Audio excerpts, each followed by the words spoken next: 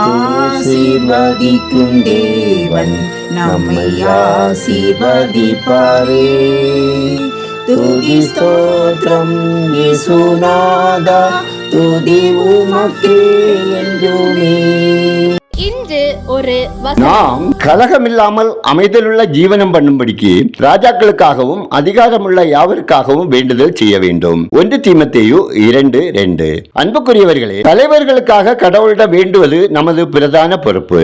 தலைவர்களின் கைகள் சுத்தமாக இருக்கவும் அவர்கள் நேர்மையாய் வாழவும் நாம் ஜெபிக்க வேண்டும். மனிதர் மூலமாக வருகிற தற்காலிக புகழை சார்ந்திராமல் சகல அதிகாரங்களுக்கு காரணராகிய கடவுள் மேல் தலைவர் சார்ந்திருக்க ஜெபிக்க வேண்டும். தலைவர்களுக்கு நல்ல ஆலோசனைக்காரரையும் ஆலோசனைக்கு செவி கொடுக்கும் மனதையும் துன்மார்க்கரை தண்டிக்கும் தைரியமும் நீதியும் உள்ள நியாய தீர்ப்பு செய்யும்படியும் ஜெபிக்க வேண்டும். தலைவர்களது பாதுகாப்பிற்காகவும் பாரபட்சம் அற்றவர்களாய் பொருளாசை இல்லாதவர்களாய் இருக்கவும் ஜெபிப்போம். தலைவர்களது திட்டங்களை எல்லாம் இறைவன் நடத்தும்படியாகவும் அரசியல் பதவிகள் அனைத்திற்கு பின்னால் இயங்கும் ஆவிகளின் கிரியைகள் மேற்கொள்ள நாம் எப்போதும் ஜெபிக்க வேண்டும். நாட்டின் எதிர்காலம் பரமனின் வீட்டில் நிர்ணயிக்கப்படவும் ஜெபிப்போம்.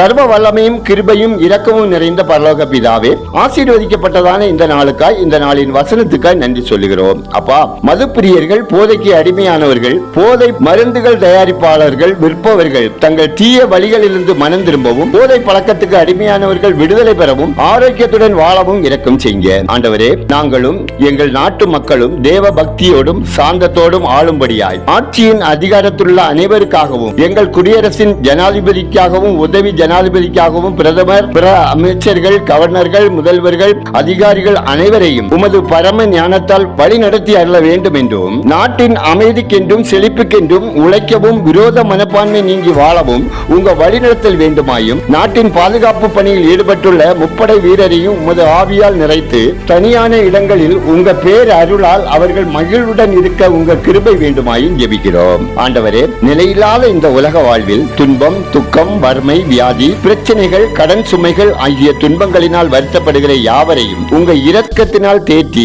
ஆதரித்தரல வேண்டும் என்றும் உம்மை வேண்டிக் கொள்கிறோம். ஆண்டவரே, ஒவ்வொருவரின் அப்பம், தண்ணீர், போக்குவரத்து, விருப்பம், எதிர்பார்ப்பு, முயற்சிகள், தொழில், வேலை, வியாபாரம், விவசாயம் ஆசீர்வதிக்கப்படவும் தேவைகள் சந்திக்கப்படவும் உங்கள் பாதுகாப்பு பெற்று அனுபவிக்கவும் ஜெபிக்கிறோம். ஆண்டவரே, நெடுநாளாய் வியாதியோடு உடல் பலவீனத்தோடு வாழும் ஒவ்வொருவரையும் உங்க தழும்புகளால் குணப்படுத்தி ஆசீர்வதிங்க. ஆண்டவரே, விடுதிகளில் தங்கி படிக்கிற, வேலைக்கு செல்லுகிற ஒவ்வொருவரும் உலக இச்சைகளுக்கும் தீய பழக்கங்களுக்கும் தீமைகளுக்கும் விலக்கி பாதுகாக்கப்பட உங்க கிருபை தாங்க.